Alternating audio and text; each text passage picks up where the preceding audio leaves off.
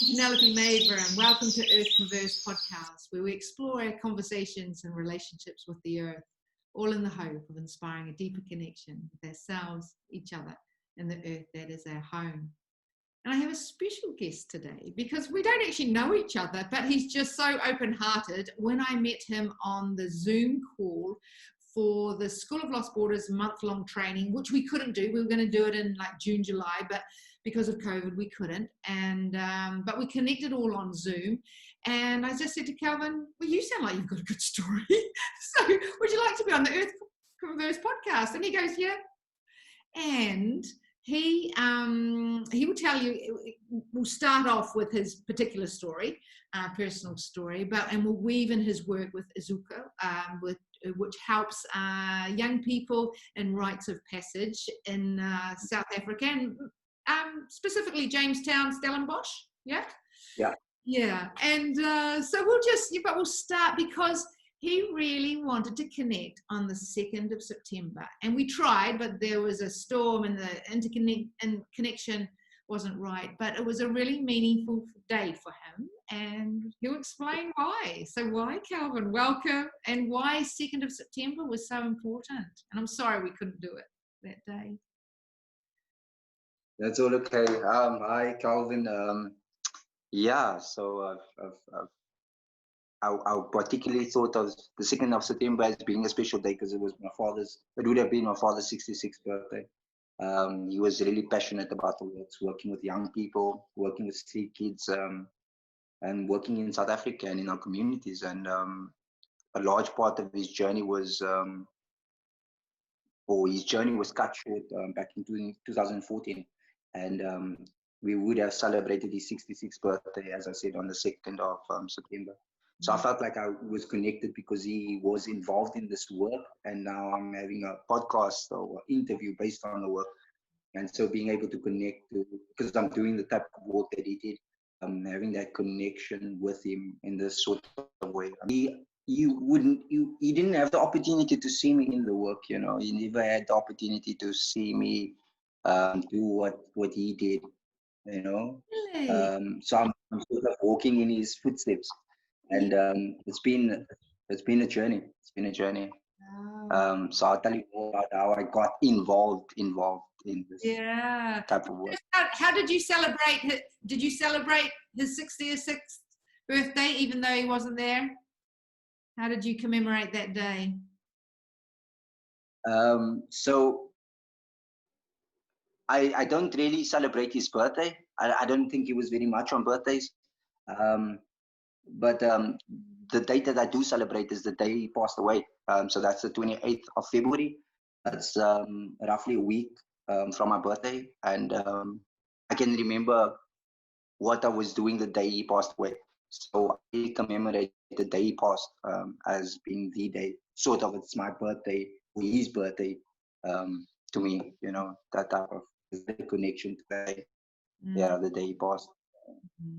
Yeah. It's like a sort of, really embracing of living and dying. Do you want to talk about his death? Living and dying. Yeah, I can share something about it. Because it is connected to the line of work or how I got involved. So my father, he did this work, and he was really engaged, and this was his life's work and his purpose. I felt it was his purpose.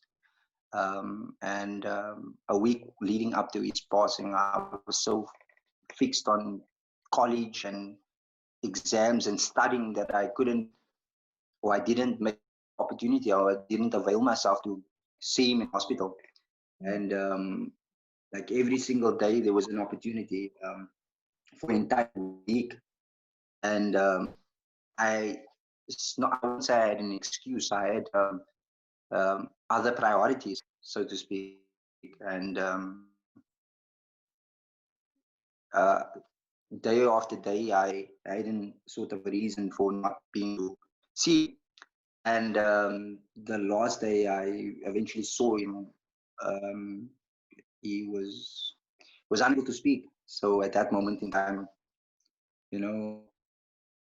it was bugging me because I felt like how do we do this? I mean, we as people, we all so fixated on success and becoming someone and something, that we neglect all other little things around us, or other big major things around us, which is family and friends and communication and connecting with others, and relationships.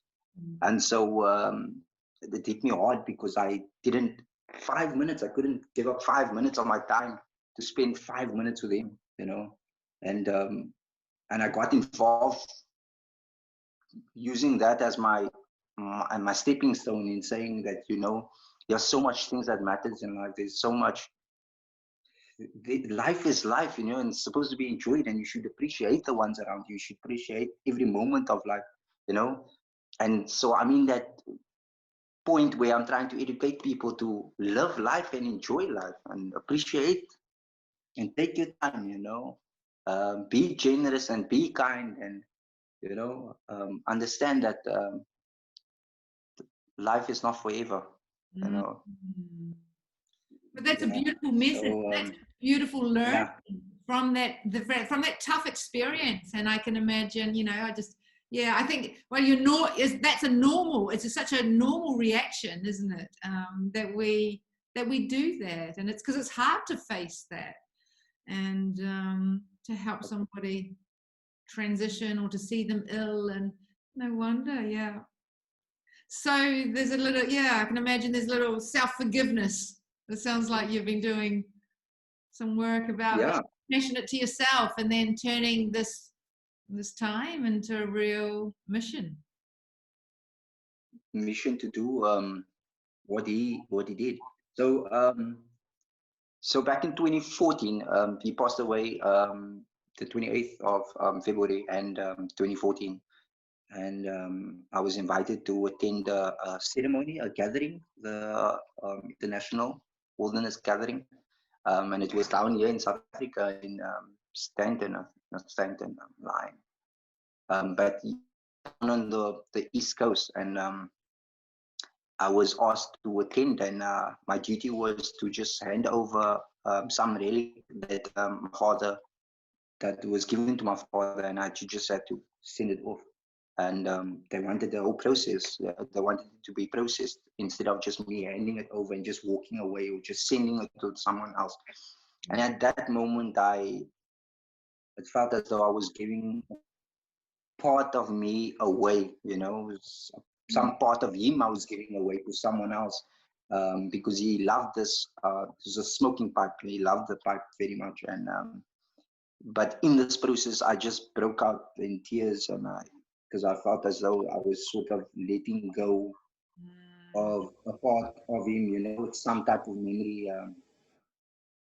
And and I met so many beautiful people from Germany to America, and people that knew him, and they have journeyed with him at some point, and I created some relation around that. Before 2014, had you been involved in the wilderness, or was this the first introduction to his world by doing this ceremony? Yeah, the 2014 was the introduction to the ceremony to wilderness. Before then, I was working at the supermarket. Before then, I was just doing, I was young. I was 20, and at the time, and I didn't have any interest, not interest, but I didn't know much about what it was that he was doing or involved with. And so 2014 was sort of the gateway to my being a part of the wilderness and falling in love with it, My goodness, what powerful. Yeah, and literally when you said about handing over the pipe, just I felt goosebumps about that. But I might actually, before you go into your own vision fast, sort of so why had he not introduced you to wilderness, or had he, like before that, growing up, before, like in your first, your 20 years, were you connected to the land? Or tell us a little bit about growing up first before your vision quest. No, I was never connected to the land. I think there's the belief that each one's journey is different, and I think in my mind it was that he knew that I would walk my own journey, and I would find my own way, you know, into whether it is wilderness or, you know, because everybody is just but guides to someone else. And he knew that he was a guide to me. You know, it wasn't his duty for him to walk with me, but instead he had to, at some point, leave me and let me go, and I should do the entire journey on my own. I think that's the journey of life. Yeah, So, for yeah. sure. Did he talk about it though? Or, you know, did he live with you? Um, no, he didn't. My mother and my father were divorced at the time, so I didn't. I saw him often.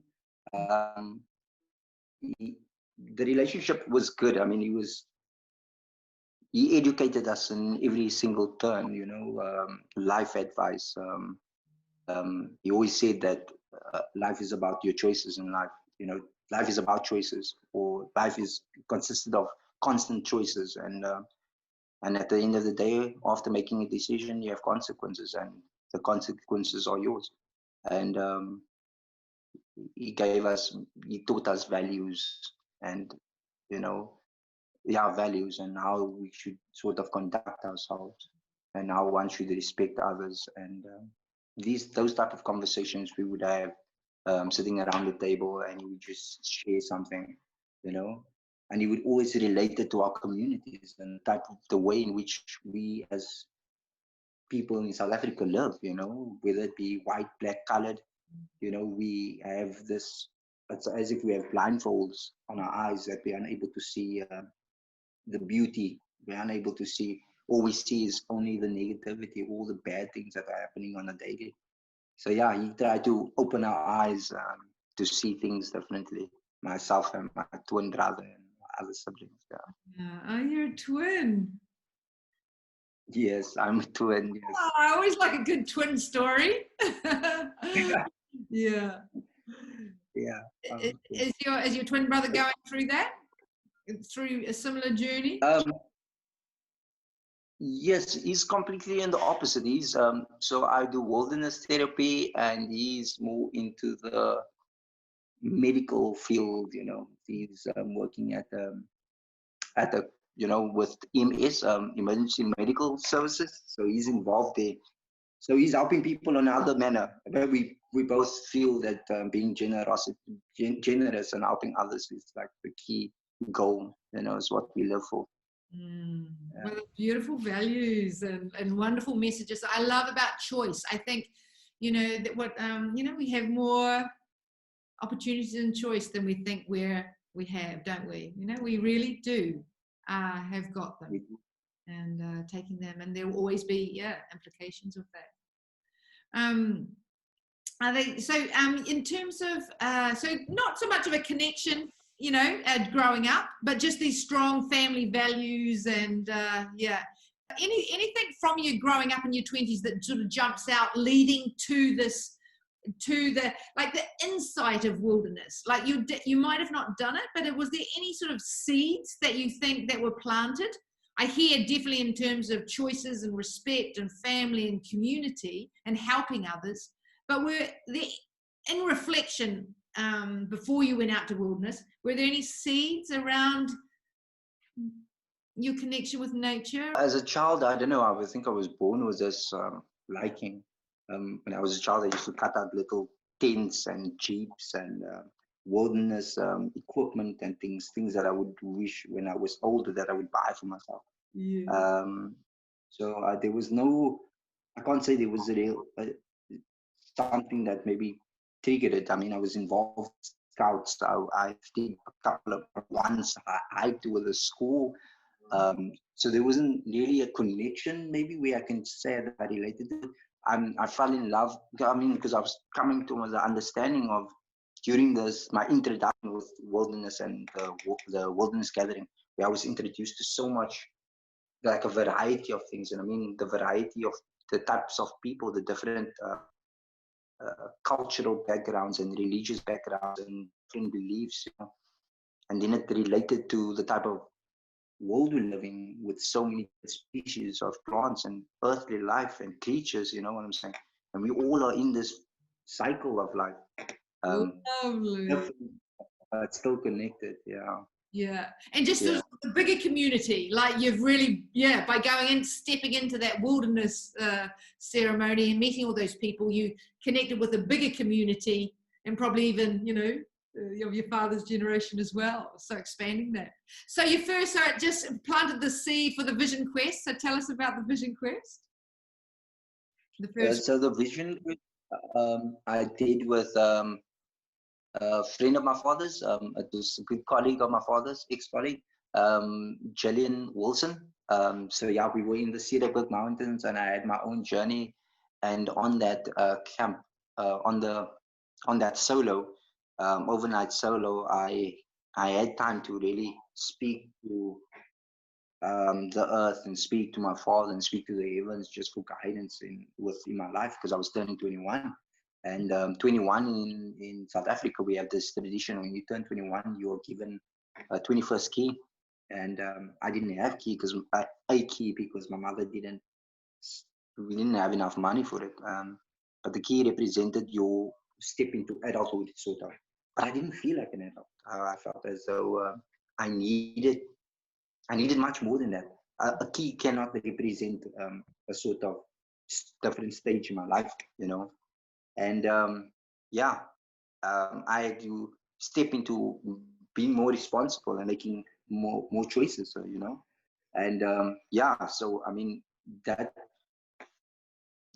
solo represented my first step into becoming an adult. The first step, the first. Yeah. It's like as if it was the gateway. Yeah, as if it was the gateway to my adult life. Yeah. It's really symbolic, and not only your first of sort of that transition from your dad's, death and passing, but him inspiring into that, inspiring the work. And then this 21, creating your own rites of passage. What was it like creating, like connecting with the earth and talking to the earth when you feel like you hadn't done that in the past? So what was it? Did it come naturally, or did you at first find it strange, or how did you enter that? I think it just happened naturally. I mean, it happened naturally. I didn't fight it. I mean, I was alone, and there was no one to talk to but myself, and there was no one to talk to but the plants and the trees, because all is life. And I believe they heard me. I mean, I saw as I walked on my path to finding my spot, I noticed that there was crossroads, and I felt like I was in the crossroad.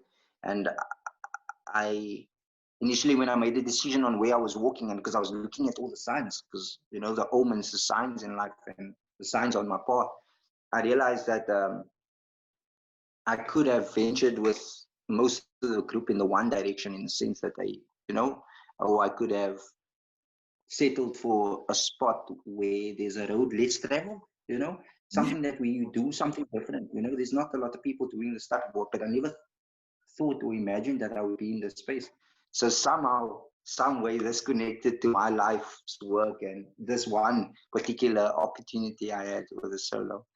So I'm even grateful for the opportunity. I think this led to me being where I am at the moment. God, that's super. But I love also, and I might have even because when people, we'll talk about this later, but introducing people to it. If they haven't, and it sort of can sometimes be strange, like even people, when I say my company's called Earth Converse, or how do you converse with the earth? But I don't, but it's so natural, isn't it? If we actually go into that space, it's a sort of a human connection. It does feel so normal. We do feel heard. We do look for signs. Yeah. So it's, I like that. Thank you for sharing that. So you first step into adulthood in this Vision Quest. So tell us more about you stepping into this responsibility and more choices. Tell us more. Yeah. So during the passing of my father, I was on college, and just after he passed, I still had those big exams that I was studying for, and I couldn't focus. I couldn't study. I went into this space where I couldn't think because I felt guilty, and I failed. And when I was able to go to the Vision for my first solo, I made a few commitments to myself on this time there where I said I would go back to studying. I'm going to complete it, and I'll take it from there. But I'm more responsible and determined. I even made a vow that I would step into a different role at work, because I'm at the age of 21, and so I feel like I can take on more responsibility. And in that year, I became a supervisor while going back to studying. So it was a lot more, responsibility on my. I had to juggle things like, Well, when you yeah, back from that vision quest, everyone's sort of like, "Whoa, Calvin! Oh, he's did you come charging in? He's changed." Yeah, he changed, somewhat. Yeah, so I walked into this role, and yeah, so with regard to where I'm at now in my life, I feel like I'm further stepping into the role. I'm at the age of 26, and the reason for me wanting to attend the month long at the School of Lost Borders is simply just to further that transition into adulthood. It's not just I don't think it has an age to it, No. But I look around, I look at my community, and I look at the adults in my community, and I feel like I can be much different, much responsible, because the way our community works and the way things are happening in our communities, that we lack role models, we lack positive influences, we lack leaders that can actually lead without expecting anything in return. Someone that's for the people and not for themselves. So I'm in this process where I'm transitioning into this.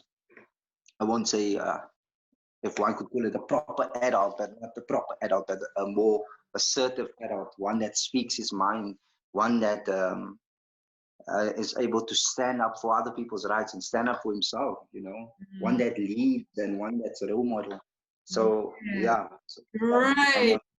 Great. A really conscious, a real conscious leader and stepping into that.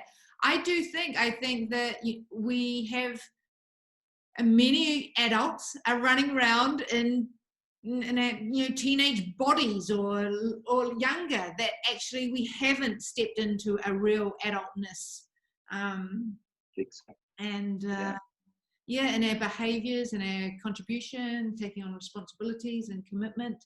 And this is a really important work that you're doing with yourself in honor. And I like, you're really honoring your dad's passing, aren't you? Yeah, I definitely am.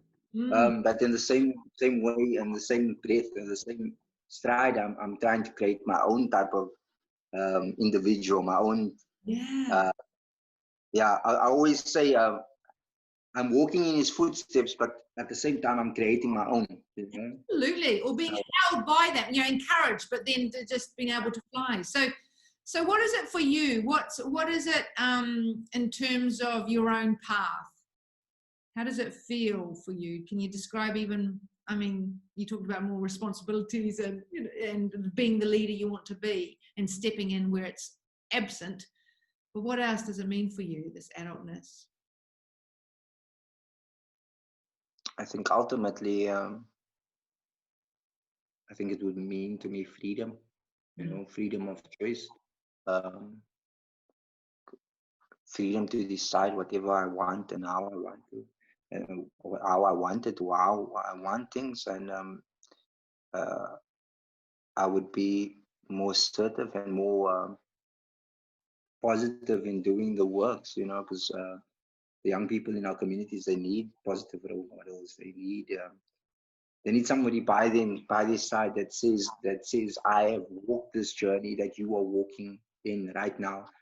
Yours won't be the same, but I want you to be brave enough. I want you to be strong enough to journey your journey. Because I am a result of doing that. I am a result of, I'm a living, breathing. I'm a living person that has experienced what you have sort of experienced, or things similar. Yeah, you're on that path. You can sort of, I'm on the path, and you're a little bit ahead of some and a little bit behind others. what are you, Yes. tell us about the work. So how did you get into actually, your own path, but then with USIKO? So my father worked here just before he passed. And yeah, so this was the last NGO that he contributed to in a way of his time, and he was a part of. And I met some of the gentlemen, USIKO staff at I think it was 2017, the last gathering. Um, yeah, wilderness gathering. I met him in Germany, and we had some talks.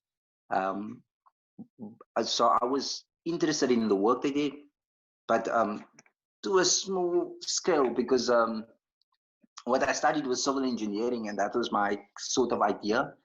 Before going to Germany, I was in Germany, and things changed dramatically for me. In 3 weeks, I was a different person. In 3 weeks, I was speaking a different tune.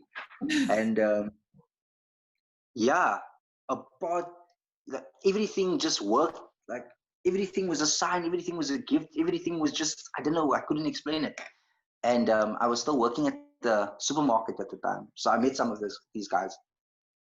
And just in short, I read the book The Alchemist, of the young man giving up everything. Yeah. I came back from Germany, I gave up my job, and I just said, I'm just in it for life, And they gave me a call and said, listen, are you interested? I don't think they've ever seen me speak before that, or at the gathering. But yeah, I don't know, I just fell in. It was just I don't know, I just connected with the work and connected with the organization. Yeah. So And there's a gecko on. the sort of when it's happened so much, it's sort of like I don't know, I've got an image of like a seed bursting or something, like just sort of where just in a very short time, and then just the flow of that, and finding your place and finding your work and stepping into that. Yeah. Definitely. And it just happened. I wish I could explain it, but I think it's just a way of life. I'm respectful for all things and all signs and all of life, and I'm humble in that. And I just allow that to guide me, to show me the way, and it has until now. Yeah. Wow. So yeah, Trusting the universe, feeling held by that. that's So what do you yeah. do in terms of? Tell us about the work that you actually do, and working with young people, and the mentors they need. What is the community you're serving? So the community in Jamestown, it's not Jamestown only, it's the entire South Africa. Um, you know, you have, so we started, the organization started based on the young people that are unable to guide themselves, young teenagers becoming pregnant and having that responsibility, and losing their faith and love in life, about life, and not being able to grow or transition. And so we're there to help these young people transition from their lives, from being a young adolescent to becoming an adult. Our wish is to guide them and help them make positive choices within their life. Because I mean, this country has drugs, alcohol abuse, drug abuse, teenage pregnancies on a high. We have now cases where kids are being raped and molested and, being killed. And so there are so much. And if you walk into the community and you see the type of life, even in my community, the type of life, people are stupid enough to allow it just to happen and not say anything. But this because of the fear that has been projected upon us, the fear to say something and do something about it, because other people would either look at you funny or you would do it all on your own. But this organization started based on that. A group of men sat in a circle and just started the work, just started something because they felt that they couldn't anymore. So they took the responsibility upon themselves to do something, whether people were involved or not. And so I'm in that space where I do that, where I sit with the young people and we speak about everyday life. I facilitate, but I try my best to try to figure out where they're at in their lives, what type of challenges they are facing, because I, for one, has probably experienced the same thing, um, and then we work around that, and then our duty is to also install values within them, and make them, because you are so strong as a person, and they just need to see their greatest potential. So we work on resilience. You have to make decisions and make choices for yourself. Speak out if you have to. Do not be confined to your community where you can only do as much. Life is broad. There's so much to see, so much to see and hear and feel and experience, and they don't allow themselves to, because they struggle to fathom the extent of the imagination. So I'm in the work where I try and encourage them, motivate them, make them, challenge them, and make them realize that they have the potential to be great. They are great, regardless of your circumstances or what you came from. It's not what you came from, but it's where you're going. It doesn't define you. And how do you do that? And I saw the website as a sort of globally recognized wilderness therapy model that integrates traditional African and First Nation people's cultural rituals together with modern psychological therapy. So yeah, give us a feel of what that looks like. So on a wilderness camp, so firstly we have like up until 8-week program, and so in those we kind of work with young people. We see where they're at, what type of who they are as people, as young people, and eventually after the 8 weeks, we try to have an idea, and once we have an idea of who they are, we have a wilderness camp. It's only 3 days long, and there's different role players in this wilderness camp, but our focus is mainly the solo, where you have them, the participants up, but we give them a couple of questions just to think about, question being, who are you? Who are you as an individual? We are forever changing, but at that moment, who are you? What type of person? Or how have you been in that type of way? And then, why are you here? Why are you on this earth? Do you have a sense of purpose? Are you looking for purpose? So we kind of give them the thought of having an intention for their lives. And like, where are you heading with your life? What is it that you want to accomplish as a person, as a young person? And the last question is, what do you have to offer? So we try to install generosity for them to be generous to one another and other people out there. Everybody's so focused on becoming successful in the sense that they can just head out and be focused on themselves. But there's so many other people still suffering around us. How can you live with yourself?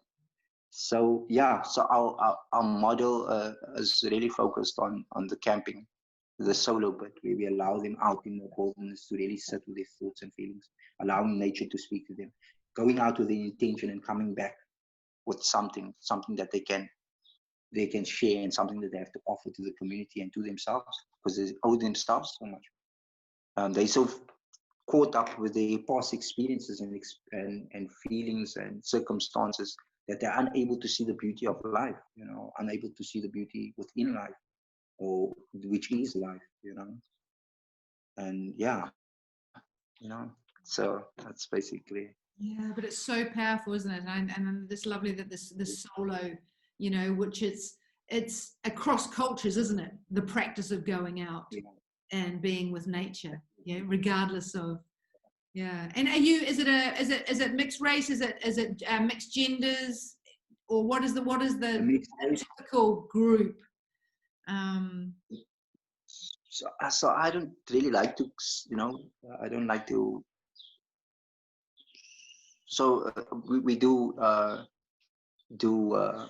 Xhosa speaking people, and we do colored people. I do not like this, like I don't like to define us into classes, because apartheid has taught us so much, and we still, sort of in that system. But yeah, we do all races and all ethnic groups. I would like to say all types of religion as well. Um, Sometimes we struggle from time to time, with regards to people's beliefs, and not everybody believes the same God, and but yeah, so we don't blame them, and we accept you as you are. Yeah.